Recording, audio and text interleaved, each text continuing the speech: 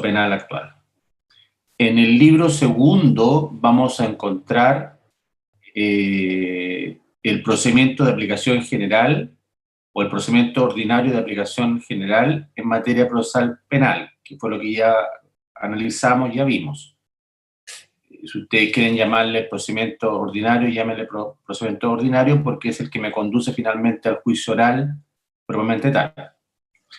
En el libro tercero vamos a hallar los recursos, materia que todavía no hemos analizado.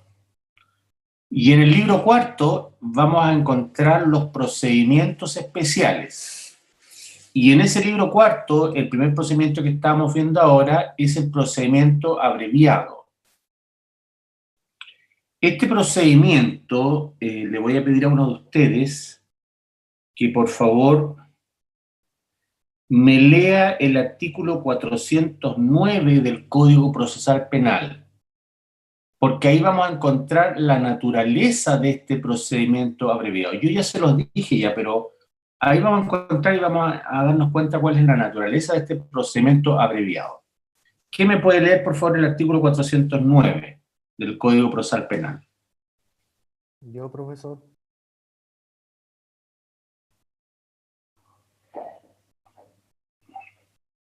Algún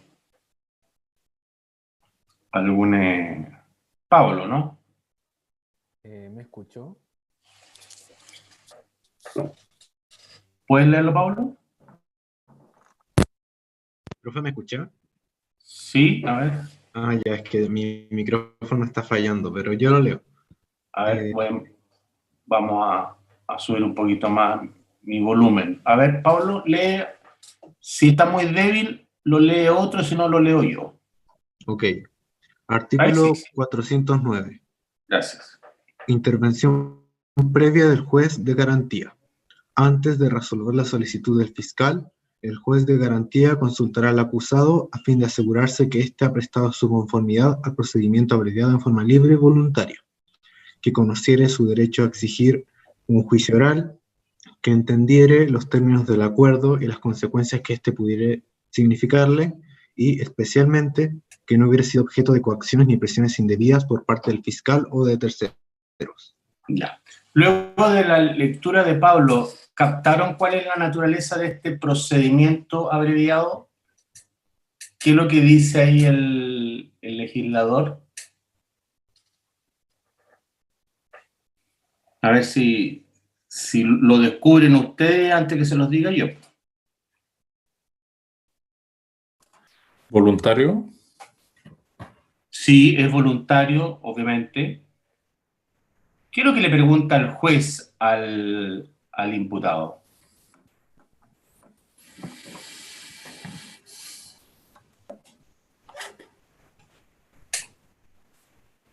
Y en definitiva, aquí para algunos, esto podría significar casi como una aberración, sobre todo para los inquisidores, ¿no?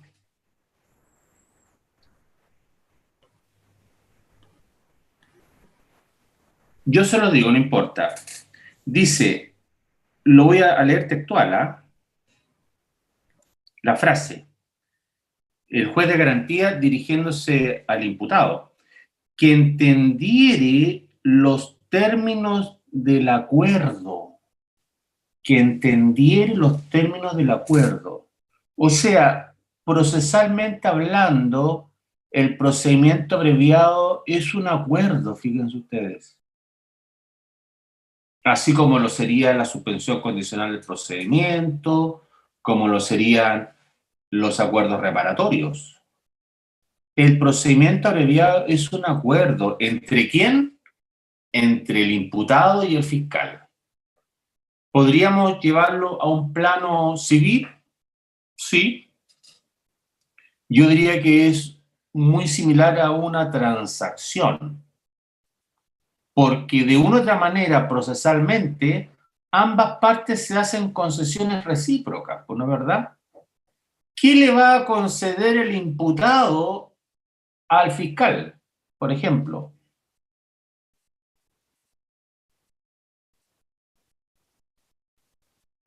Janet, que estás ahí. ¿Tu apellido cuál es, Janet?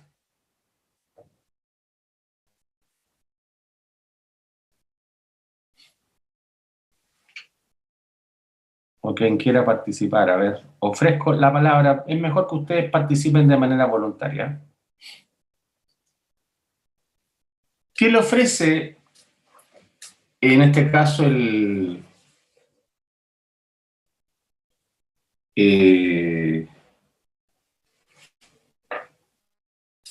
ya se me fue la pregunta, ya. ¿Qué le ofrece el fiscal al imputado? ¿O qué le ofrece el imputado al fiscal?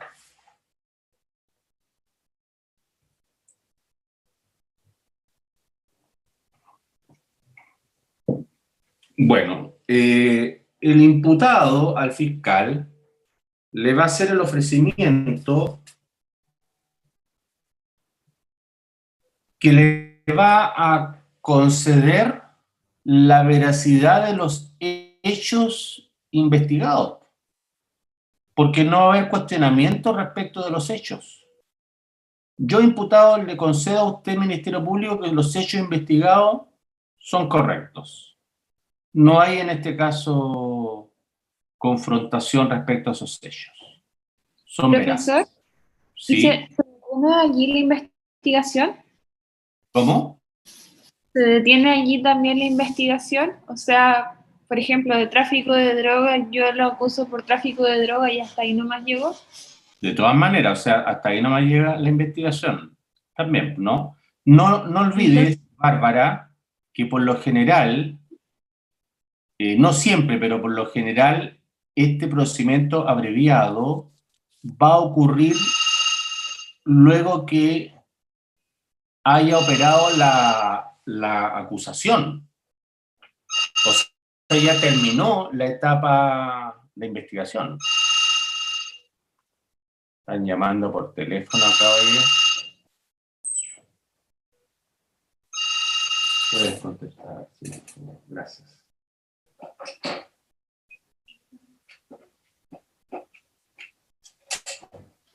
Muy mal. Disculpen, ¿no? Entonces le decía a Bárbara que, en definitiva, generalmente, no siempre, ya va a estar agotada la investigación, porque ocurrió este procedimiento abreviado en esta etapa intermedia, ¿no es verdad? Sin prejuicio que podría haber eventualmente un procedimiento abreviado antes, pero ya va a verse agotado la etapa de investigación generalmente. ¿Ah? Contestando tu pregunta, Bárbara. Entonces, le concede el imputado al Ministerio Público, le concede la veracidad de los hechos. ¿Y qué es lo que le concede el Ministerio Público al imputado? Le va a conceder, por cierto, un techo de pena. Le va a decir, yo le ofrezco un procedimiento abreviado y una pena que no supere tal o cual cuantía. Por cierto, tiene que ser una pena inferior a la que le correspondería si no existiera procedimiento abreviado. Tiene que ser a todo evento una pena en concreto, no una pena en abstracto, ¿no es verdad? Es lo que veíamos en la clase anterior, en aquellos casos en donde no va a poder exceder de 5 años y en otros casos en donde no va a poder exceder de 10 años, ¿no? Entonces ahí, si ustedes se fijan, se produce un cruzamiento de concesiones. Y eso, jurídicamente hablando, procesalmente hablando, es un acuerdo hoy día, un acuerdo procesal. Este procedimiento abreviado, ¿qué otra característica me permite hallar o encontrar? ¿Con qué otra institución lo puedo relacionar? Lo puedo relacionar, por cierto, con las facultades discrecionales del Ministerio Público. Y dentro de estas facultades discrecionales del Ministerio Público, perfectamente lo puedo relacionar con el principio de oportunidad, lo que sería una verdadera excepción al principio de legalidad en cuanto a la persecución penal. ¿Por qué? Porque el fiscal estaría renunciando, de una u otra manera, a solicitar una pena mayor o una pena o aquella pena que le correspondería legalmente al delito en que incurrió el imputado, ¿me entienden o no? Entonces se produce o se genera una aplicación indirecta del principio de oportunidad. Se genera una facultad discrecional del Ministerio Público, que está arreglada, sí, está total y absolutamente arreglada. Y está arreglada según lo que acabamos de leer, en este caso en el artículo 409, y también, por cierto, el artículo 410, también del mismo texto, de una u otra manera se refiere a que es el juez de garantía quien debe de velar porque se cumplan estos requisitos. Ahora, la pregunta que sigue es la siguiente. ¿Qué sucede si hay un querellante? Esa figura que no es, en mi opinión, no me resulta muy cotizada dentro del sistema procesal penal nuestro. Pero el querellante participa. ¿Qué sucede si el querellante se opone? ¿El querellante puede oponerse y cuándo? La respuesta es sí. El querellante puede oponerse, pero solamente podría oponerse en la medida, y aquí viene lo importante, si estuviéramos ya en la etapa acusatoria o en la etapa intermedia, en la medida que su acusación haya sido jurídicamente diferente a la planteada por el Ministerio Público. Porque si se adherió a la acusación del Ministerio Público, de manera pura y simple, y el Ministerio Público decide someter el procedimiento o irse por la vía del procedimiento abreviado, ahí el querellante perdería su derecho a oponerse. Cuestión que en mi opinión me parece correcta, más allá que yo sigo pensando que la figura del querellante a veces más bien podría resultar hasta inconstitucional si permitimos que actúe de manera aislada o continúe únicamente como persecutor dentro del proceso penal, como lo veíamos, por ejemplo, en el forzamiento de la acusación, ¿no es verdad? Cuando el Ministerio Público decidía no perseverar o solicitaba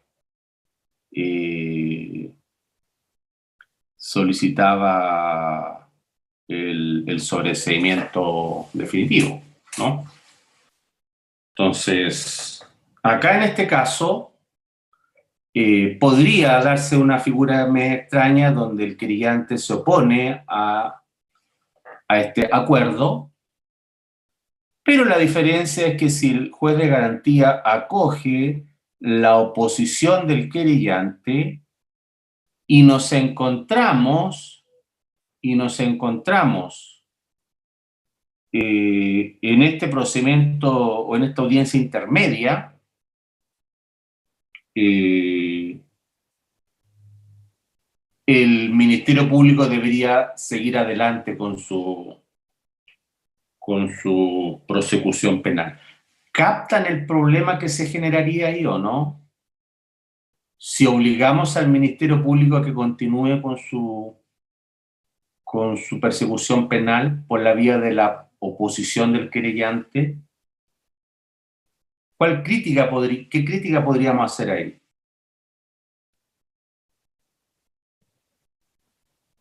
Natacha Riveros, ¿está o no?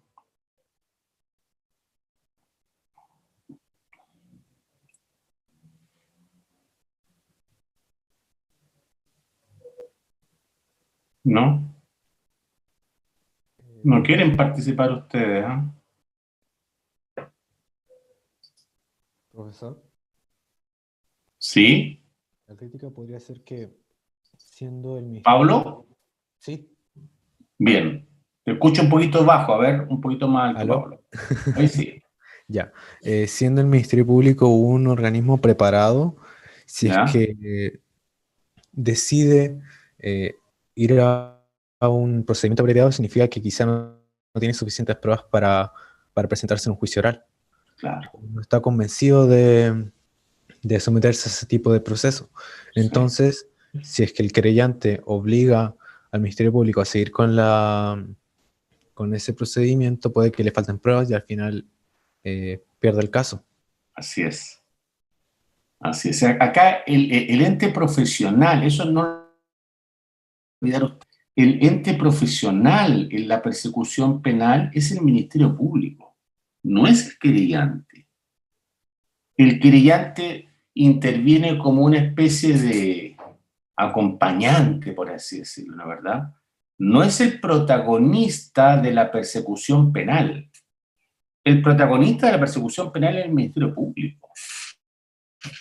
Entonces, no puede ser que el acompañante le exija al protagonista que siga adelante en una obra, en este caso, respecto de la cual no está convencido, no tiene las pruebas suficientes.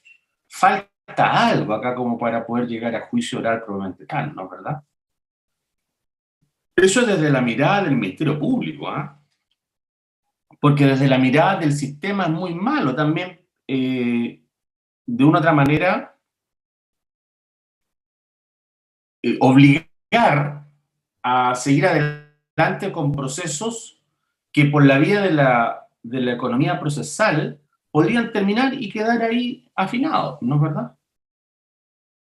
Entonces, por eso es que de otra forma el sistema acusatorio nuestro lo debemos de entender en su justa dimensión. Ahora, otro me podría señalar que la figura del querellante interviene como un verdadero fiscalizador para evitar abusos por parte del Ministerio Público. Pero la verdad es que la fiscalización del sistema ya está siendo de una otra manera gestionada. ¿Por quién? ¿Quién está fiscalizando en este caso que el procedimiento abreviado pueda prosperar legalmente? ¿El juez de garantía? El juez de garantía. El juez de garantía. Entonces, no necesitamos tantos fiscalizadores, tal vez, ¿no, verdad? Porque el querellante, esta es la otra pregunta, ¿el querellante a quién representa? Ustedes ya lo saben, ya yo insisto nuevamente en las mismas preguntas para que ya no se nos olvide más. ¿A quién representa el querellante?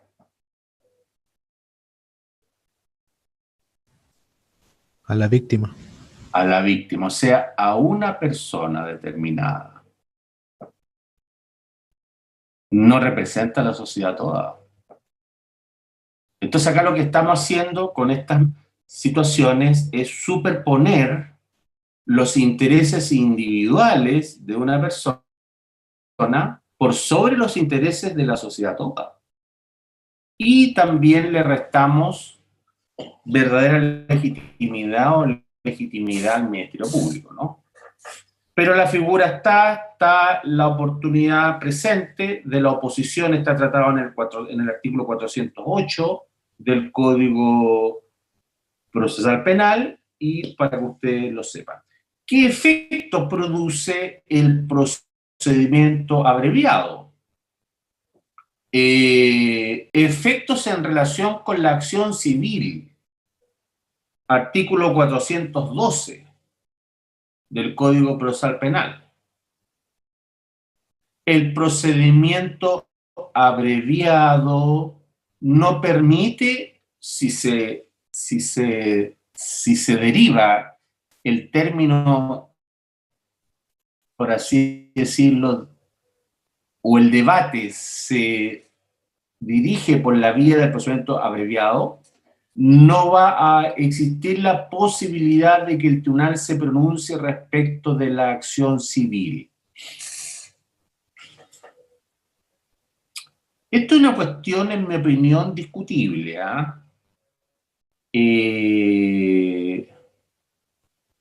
pero lo que el legislador entendió es que al no haber juicio, verdaderamente, no podía el tribunal entrar a fallar puntualmente, no podía entrar a fallar la acción civil, porque no hubo controversia, o sea, se aceptaron los hechos, pero se entiende que se aceptaron los hechos y el acuerdo operó respecto de la cuestión penal. Ahora, siguen habiendo críticas, en mi opinión, porque si hubo acuerdo respecto de la cuestión penal, que es algo más grave o debería ser más grave, ¿por qué no se intentó llegar también a un acuerdo respecto de la acción civil? Me parece ahí que probablemente pudo haberse incursionado un poco más en aquello, ¿no? La cosa es que hoy día la acción civil no puede prosperar en un procedimiento abreviado y lo que hace es, o lo que finalmente obliga a la víctima, en este caso, que obtuvo, por ejemplo, una sentencia condenatoria en el proceso penal, irse al proceso civil y allá obtener la responsabilidad civil del imputado. Ese es un efecto. La otra cuestión, el otro efecto que se produce de los ya vistos ya o analizados, es que derechamente no va a haber debate. Y el debate propiamente tal, no va a haber debate fáctico, a eso me refiero. El debate se va a centrar única y exclusivamente en un debate, yo diría, de materias jurídicas, que finalmente deberán ser resueltas por el juez de garantía. ¿Me entienden? ¿Quién me puede leer, por favor, el artículo 411 del Código Procesal Penal? Léemelo tú, Pudigo, que estás callado hoy día. Ya, profesor, se lo leo enseguida. Tú que tienes voz FM, ¿ah? O sea, si derecho tuviera una radio, me Sí, apunto. totalmente, totalmente. Y no es broma, ¿ah? Ya. Dice, trámite en el procedimiento abreviado. Acordado el procedimiento abreviado, el juez abrirá el debate, otorgará la palabra al fiscal, quien efectuará una exposición resumida de la acusación y de las actuaciones y diligencias de la investigación que la fundamentaren. A continuación, se dará la palabra a los demás intervinientes. En todo caso, la exposición final corresponderá siempre al acusado. Perfecto. Entonces, acá la pregunta es, ¿el debate en qué se centra? Claramente no se va a centrar en los hechos, porque si se centrara en los hechos, necesitaríamos prueba, y ya sabemos que el imputado aceptó los hechos. Entonces, el debate, vuelvo a insistir, se va a centrar en cuestiones jurídicas. ¿En qué cuestiones jurídicas? Me preguntarán ustedes. Bueno, se puede centrar perfectamente en cómo calificamos los hechos. Para algunos podrá ser robo, para otros podrá ser hurto, por ejemplo. O simplemente cuántas agravantes o atenuantes le introducimos a favor o en contra al imputado. Y ahí entonces,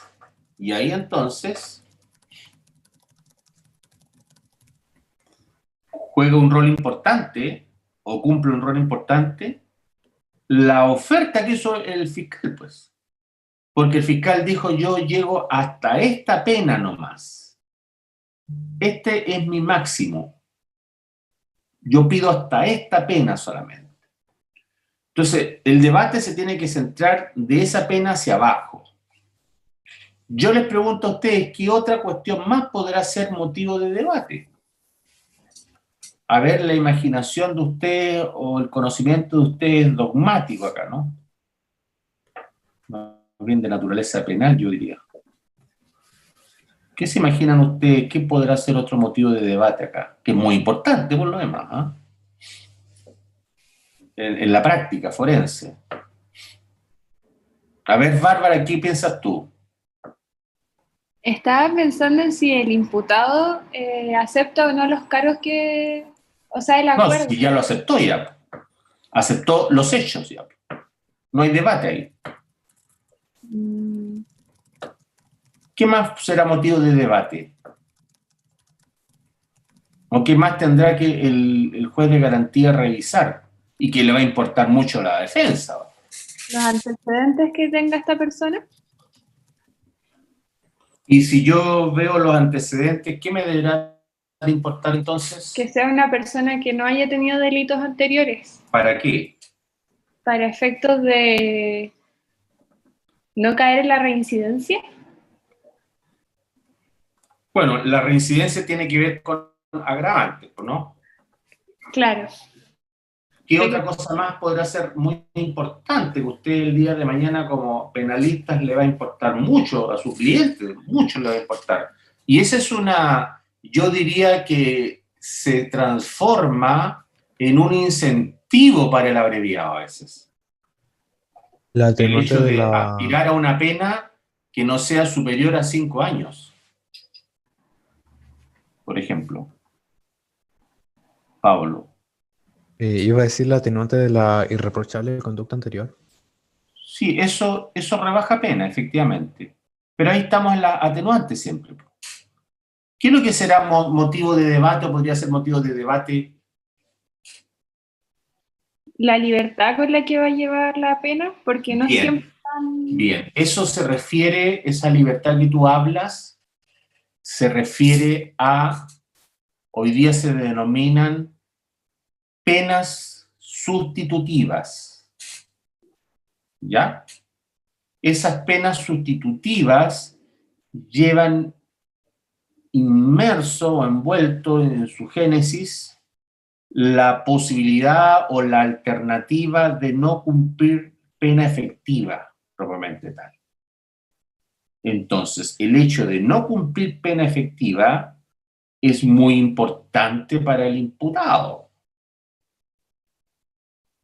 Entonces, en ese debate también la defensa va a pedir eso, que se le aplique una pena sustitutiva de aquellas que están descritas en la ley 18.216, que establece estas antiguamente eran beneficios alternativos de cumplimiento de condena.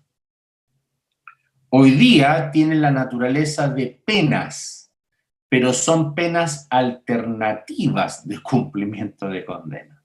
O sea, lo que se pretende de una u otra manera es que el imputado no se contagie con la criminalidad, no pierda su libertad y siga siéndole útil a la sociedad. Yo pienso eso más que todo, ¿no es verdad?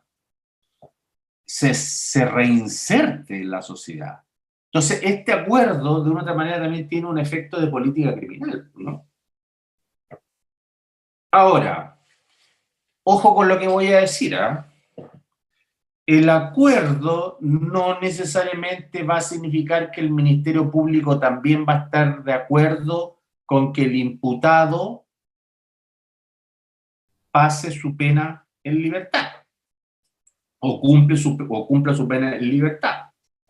Porque en más de una oportunidad ha ocurrido que habiendo arribado a un acuerdo acuerdo de procedimiento abreviado, el Ministerio Público no ha aceptado la pena sustitutiva de cumplimiento, o bien derechamente, y eso también es importante que lo tengan presente ustedes, el juez de garantía no aceptó el cumplimiento de esta pena alternativa, porque es el juez de garantía quien la va finalmente a otorgar o la va a rechazar. Y el juez de garantía tendrá que fijarse en que si se cumplen o no los requisitos para cada una de estas penas alternativas que se piden. Entonces, no es una cuestión tampoco de acuerdo necesariamente el que derivemos en estas penas de cumplimiento alternativo, ¿no? Sino que acá ya es una cuestión de requisitos. Si se cumplen o no los requisitos, y quien fiscaliza eso es el juez de garantía. No sé si va quedando claro el tema. Es una cuestión de debate, obviamente, ¿no? Quiero terminar con esta cuestión del procedimiento abreviado, con dos temas que están de una u otra manera relacionados. Uno tiene que ver con el fallo.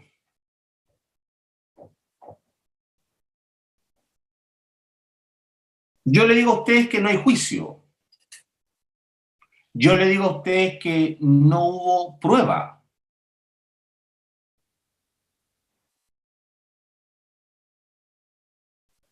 No hay juicio oral. No hubo prueba.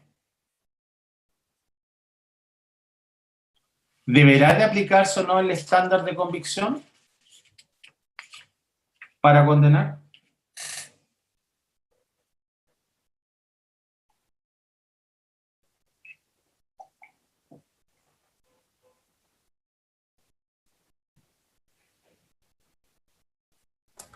Creo que en este caso no sería necesario, ¿Por qué, Diego?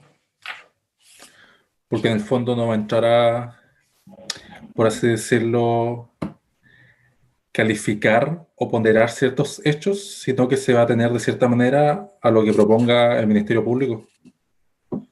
Claro.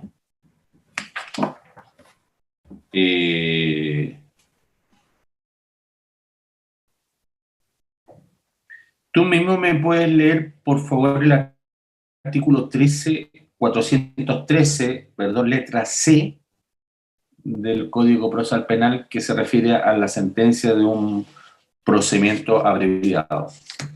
Ya. Dice: la exposición clara, lógica y completa de cada uno de los hechos que irían por probados sobre la base de la aceptación que el acusado hubiera manifestado respecto de los antecedentes de la investigación, así como el mérito de estos, serán valorados en la forma prevista en el artículo 297. Perfecto. Y tú mismo la letra D. Las razones legales o doctrinales que sirvieren para calificar jurídicamente cada uno de los hechos y sus circunstancias y para fundar su fallo. Claro, la pregunta que surge acá es sobre la base de que existe un acuerdo.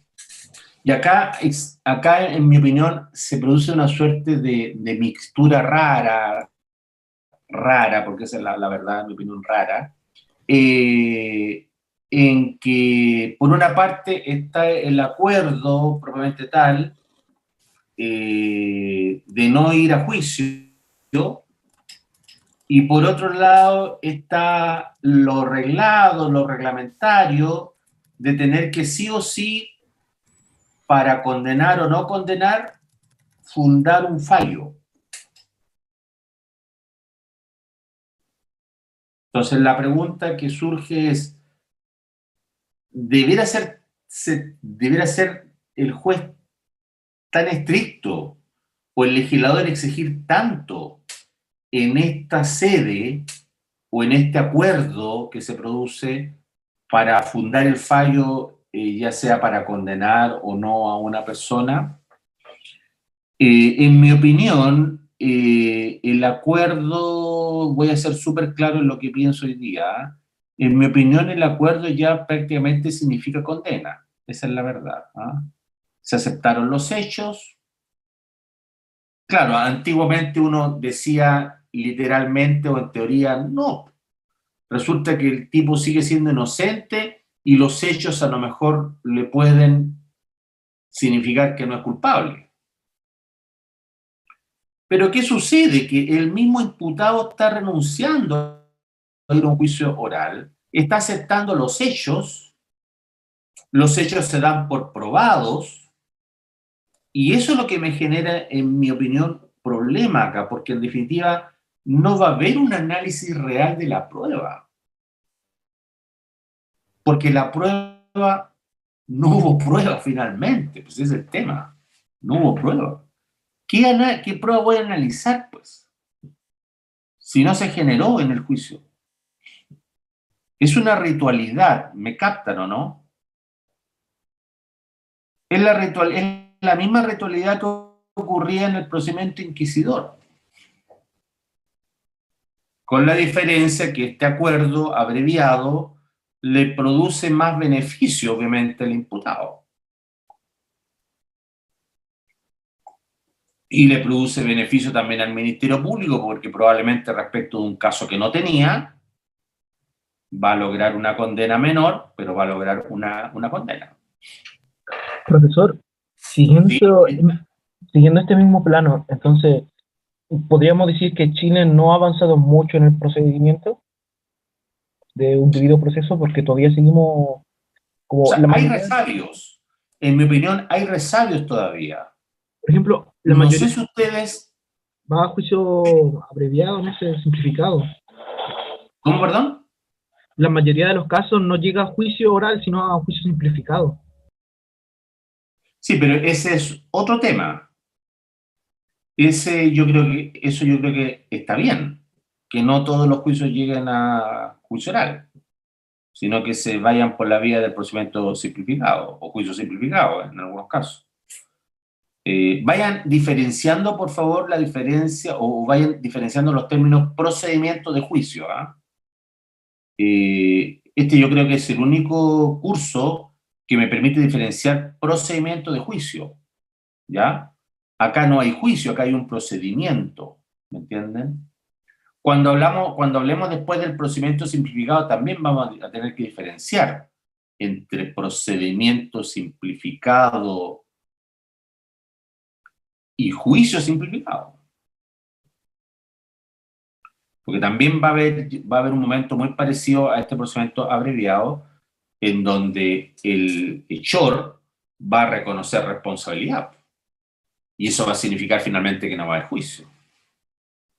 Pero bueno, acá encontrándonos todavía dentro del procedimiento abreviado, lo que les quiero decir es que aquí no hay debate de prueba, no hay adversarios acá propiamente tales. Entonces, la idea de entrar a fundar fallos no se justifica realmente, porque sigo entendiendo yo que acá lo que se produjo finalmente es un acuerdo. Es un acuerdo. O sea, lo que le debería importar al juez de garantía finalmente es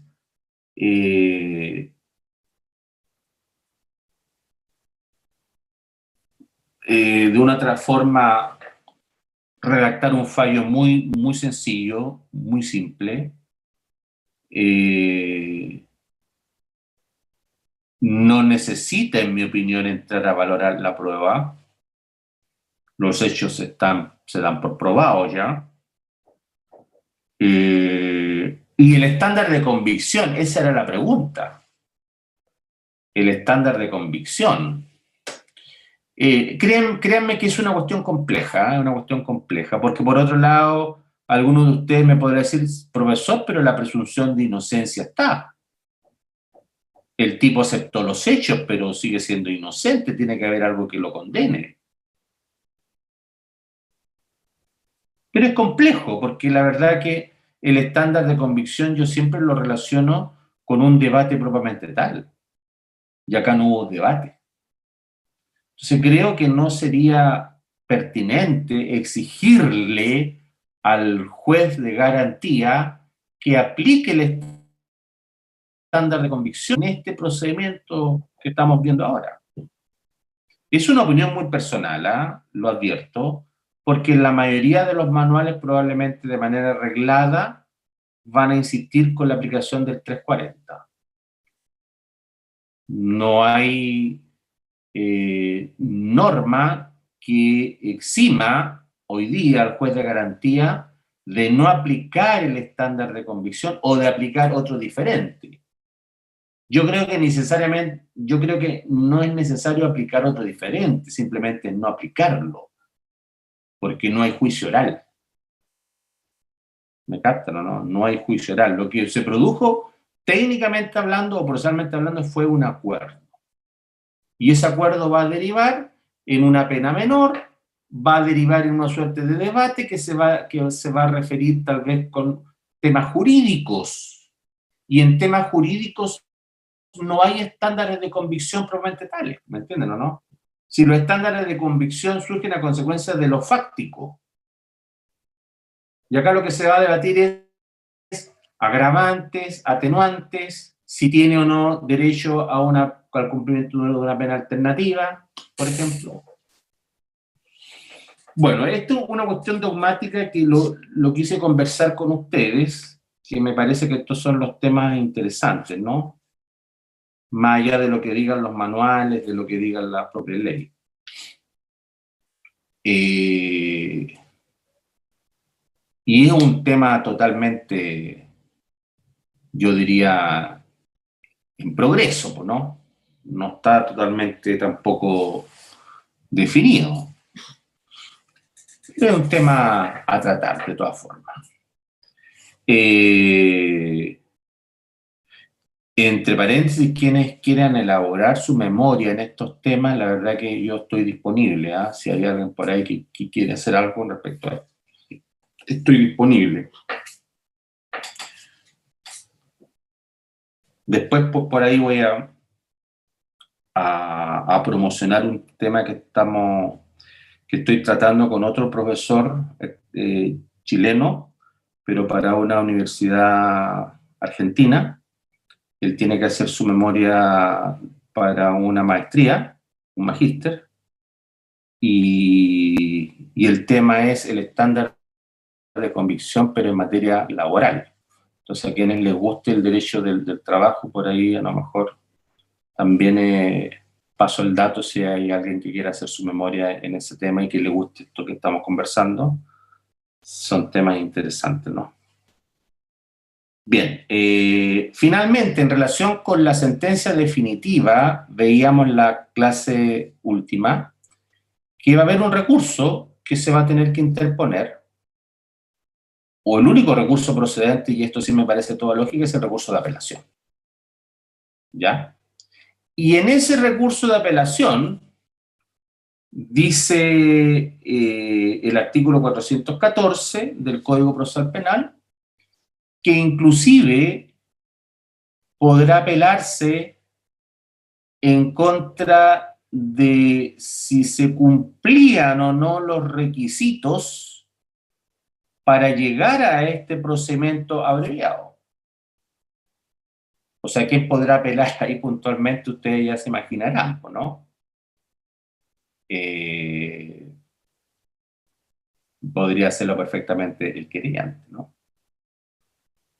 El querellante.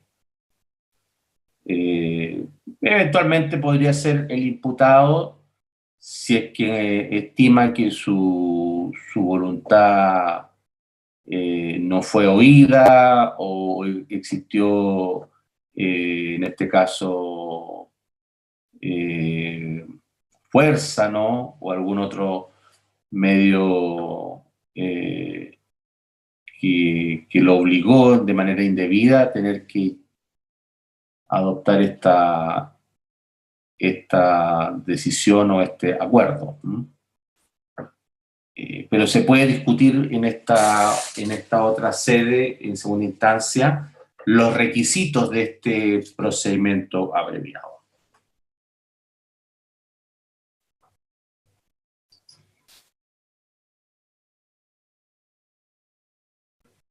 Esto me parece que ya lo habíamos visto.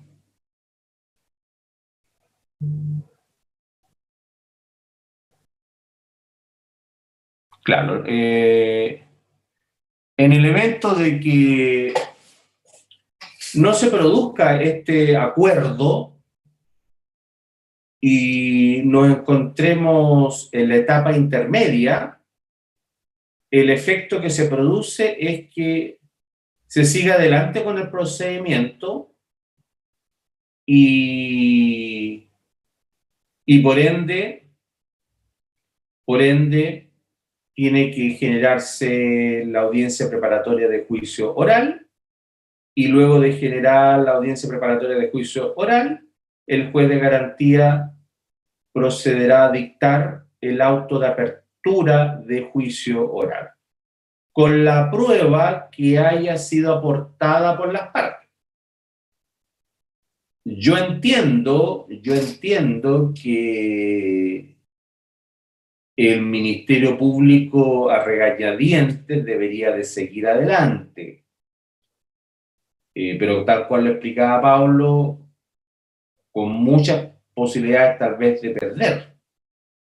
Y el querellante, con toda la fuerza que tenga, con todo el interés que ponga, pero sigue siendo querellante, probablemente tal, ¿no? Es un sujeto dentro del proceso penal, estamos muy claros respecto a aquello, pero no es el persecutor penal probablemente tal, ¿no?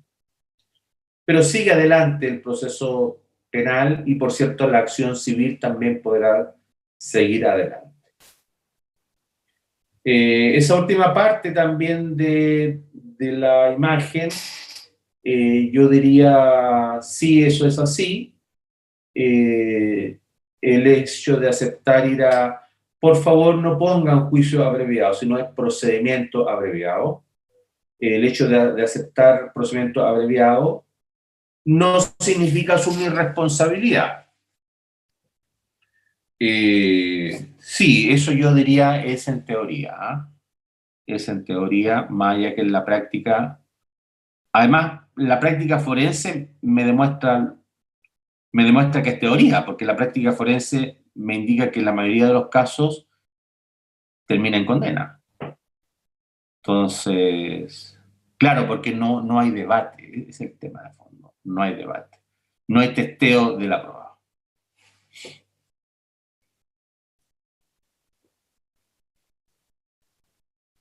Esto es lo mismo que habíamos dicho.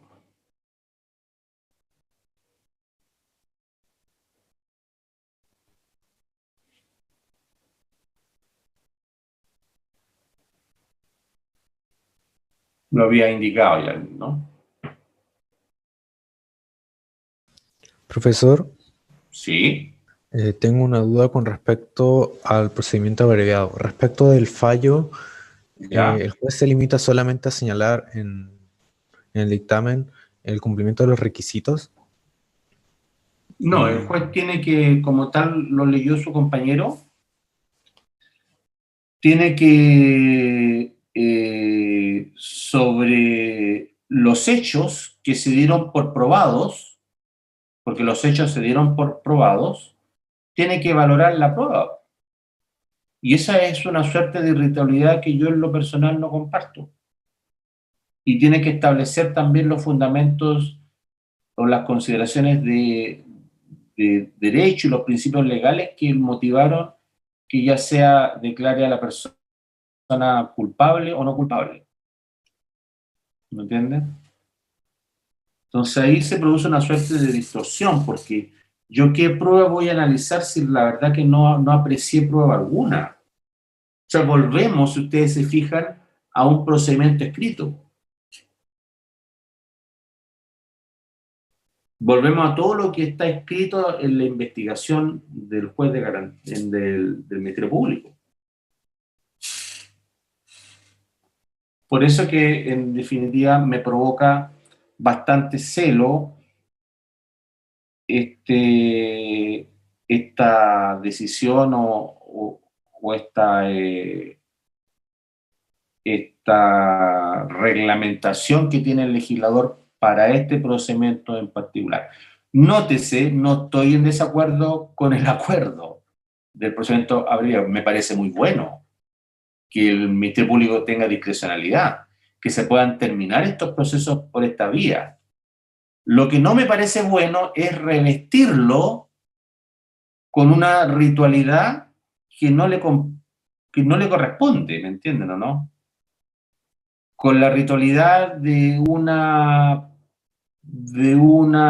fallo que va a ser argumentativo, de un fallo que va a ser descriptivo en cuanto a los fundamentos que sirvieron para condenar o no condenar. No sé si me estoy explicando bien, porque la prueba, o sea, se va a sustentar respecto de algo que no ocurrió nunca, esa es la verdad. Y ese es uno de los motivos también, lo aclaro ahora, cuando veamos recursos de nulidad y veamos los fundamentos del recurso de apelación, ese es uno de los motivos para que sí sea justificado esta vez el recurso de apelación.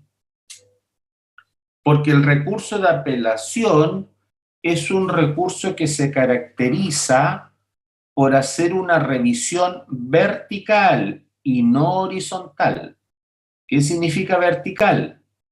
Que el juez de garantía, en este caso, el juez de alzada, el tribunal de alzada, va a revisar, pero bajo un control, yo diría, un control fiscalizador exhaustivo, va a revisar los hechos y el derecho. Como si de una u otra manera el juez de primera instancia no los hubiera revisado correctamente.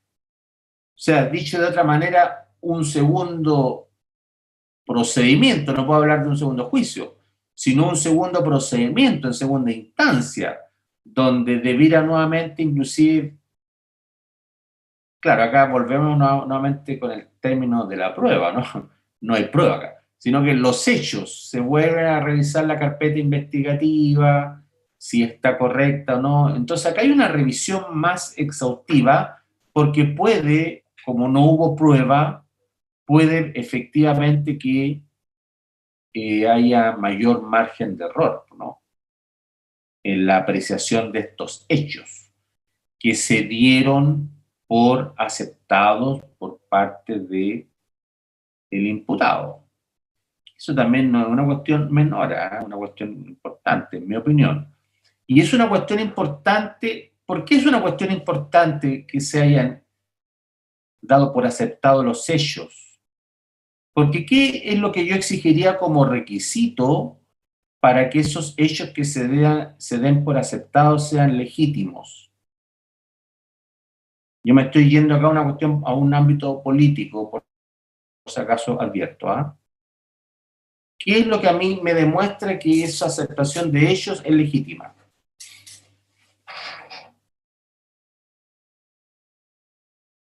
Y no es por una vía indebida. ¿Que estamos bajo qué régimen hoy día? ¿O bajo qué paraguas? Políticamente hablando.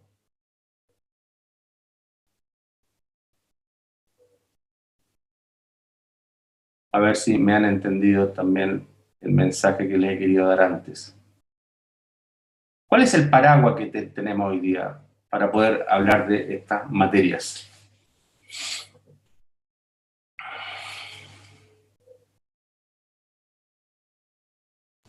No sé si es correcto, pero si se refiere a un ámbito político, la democracia. Muy bien, muy bien. Estamos en un Estado de derecho. Estamos en un Estado democrático. Eso es el paraguas. Es la protección mayor del sistema. Un Estado democrático. Por eso que no me debería de sonrojar o ofuscarme ante estos acuerdos, ¿me entienden o no? Porque los poderes del Estado están funcionando en plenitud, o están funcionando. No puedo decir en plenitud, pero están funcionando. No hay coerción, ese es el punto. No hay coerción por parte de las policías, por ejemplo, o no debiera de haberlo.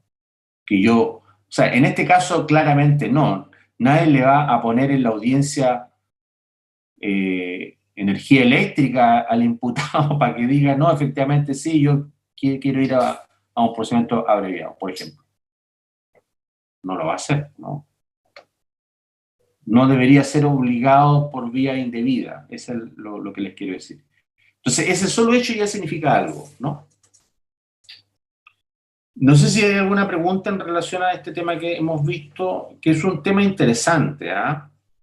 Yo creo que tiene un elemento político muy importante el procedimiento abreviado, muy importante. Escapa de lo jurídico propiamente tal.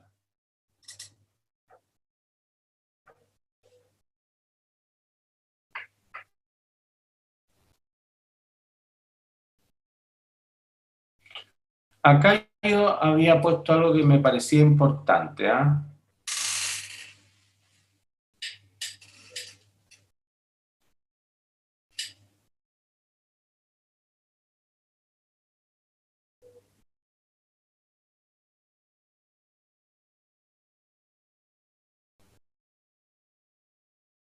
Claro, acá el principio de necesidad de la pena versus la simple economía procesal.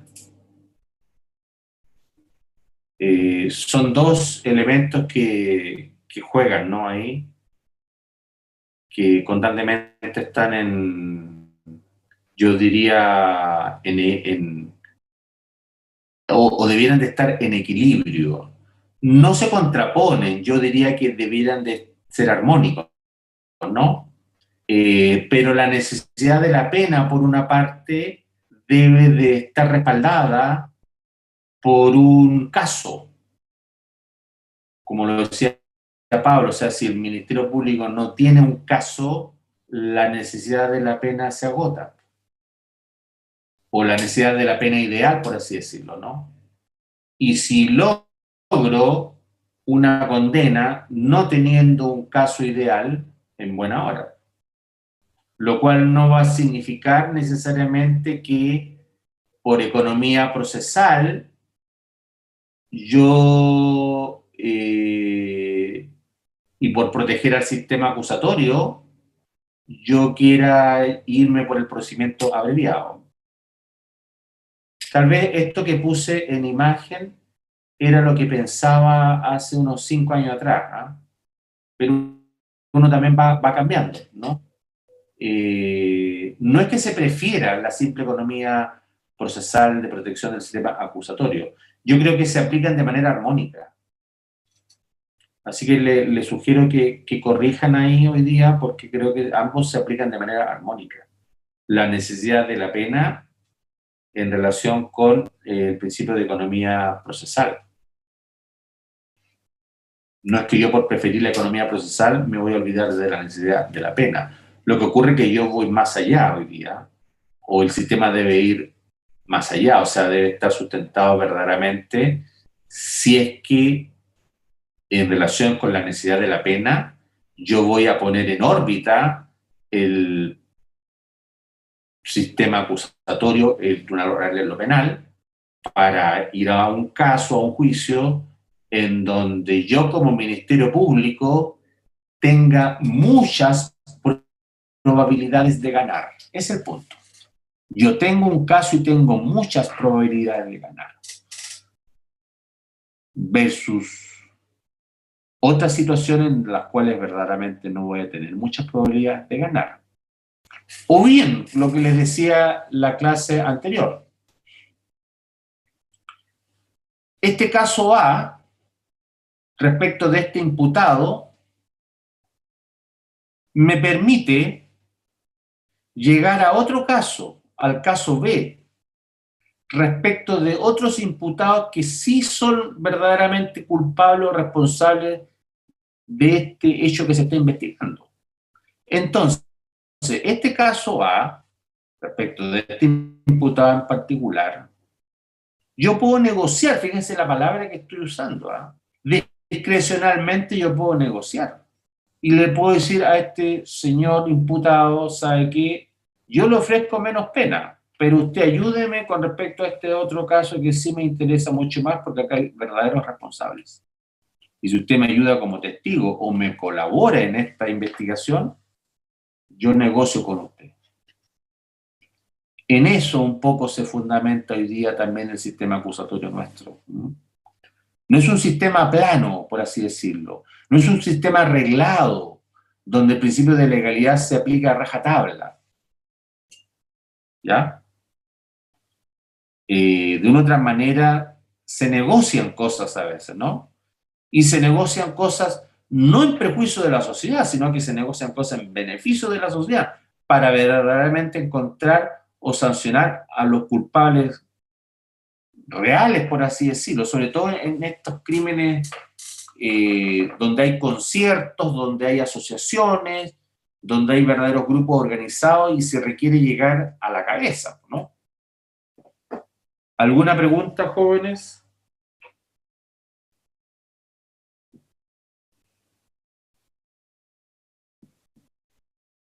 ¿No?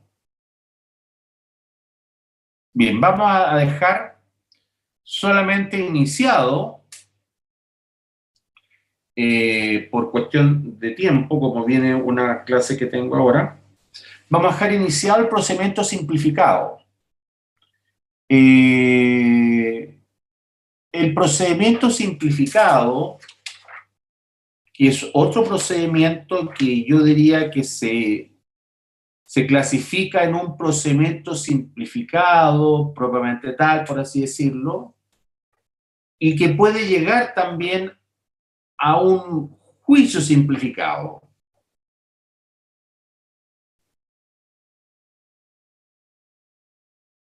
Y el juicio simplificado, yo les digo a mis alumnos, es un juicio oral pequeño, reducido, donde las etapas que ustedes vieron respecto del proceso penal ordinario se reducen y un ejemplo de ellos es que ya no conocen 3 jueces, por ejemplo, sino que conoce un solo juez, que es el juez de garantía. Las audiencias son las mismas, tal vez, ¿no? Pero también son más reducidas, son más pequeñitas. Y estamos hablando de casos también de cuantía penal menores, en donde por ahí Cristian decía es que en la mayoría de los casos parece que se terminan por procedimientos abreviados. Claro, porque cuando hablamos hoy día de procedimiento abreviado, tampoco hablamos muchas veces de juicio simplificado, pero cuando hablamos de procedimiento simplificado, tampoco estamos hablando muchas veces de juicio simplificado, porque la mayoría de estos casos termina por la vía de un procedimiento simplificado.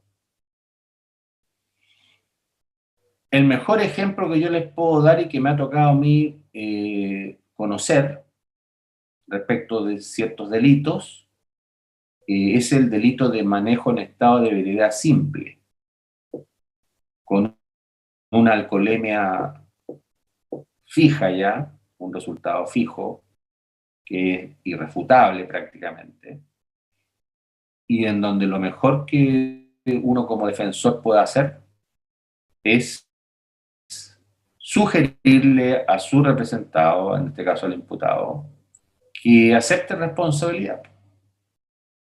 Y al aceptar responsabilidad vienen atenuantes, al aceptar responsabilidad viene un ofrecimiento de pena también menor, y era lo que yo le decía a usted antes en relación con la pena, la aplicación de una pena sustitutiva de condena, o sea, no pena efectiva, ¿no?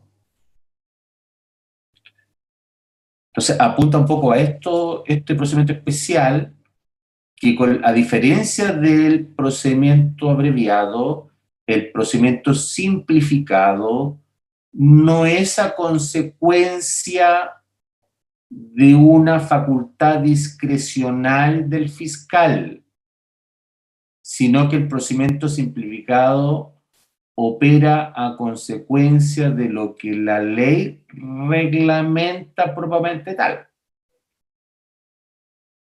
Más allá de que en la práctica también las partes intervengan y lleguen a ciertos acuerdos respecto a las penas que se propongan, pero sobre la base del procedimiento simplificado está y va a estar diseñado o va a estar o va a ser utilizado no por una facultad discrecional del Ministerio Público, eso es lo que les quiero decir finalmente, sino que porque está regulado puntualmente a partir de los artículos 388 y siguientes. Vamos a dejar por hoy día la clase hasta acá y continuamos mañana. No sé si hay alguna pregunta, vuelvo a insistir, alguna duda que le haya quedado. ¿No? No, Ya, pues, profesor. sí, Bárbara, dime. No, no me queda ninguna duda. Le estaba respondiendo. Perfecto. Bueno, agradezco la presencia de ustedes una vez más y si Dios quiere nos estamos comunicando mañana. ¿Mm? Que estén bien. Chao, profesor. Chao, profe. Gracias. Chao. Profesor, hasta luego, que esté bien. Chao, hasta luego. Gracias.